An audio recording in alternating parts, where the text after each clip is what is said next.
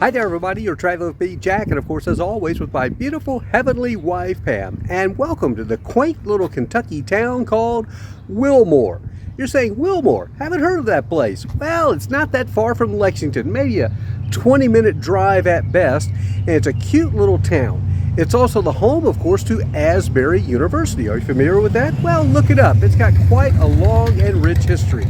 Once you're in the town, a few little historic shops, well, I shouldn't say historic shops, but shops are located here in the historic downtown.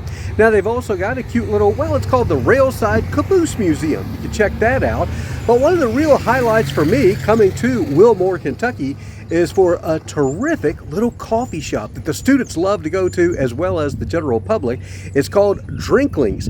It's an old historic home. It's in an old historic home, that is, at the corner of Rice Street and East Main Street.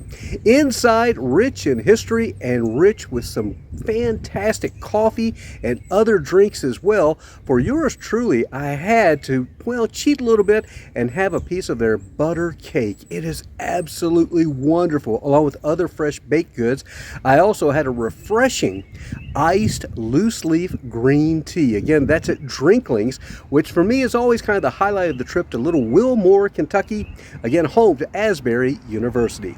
So if you're in this part of the world near Lexington, it's worth a little quick trip down the road to check it out. In the meantime, keep subscribing to our channel, Traveling with Jack and Pam. Check out the podcast, Love Letters to Pam.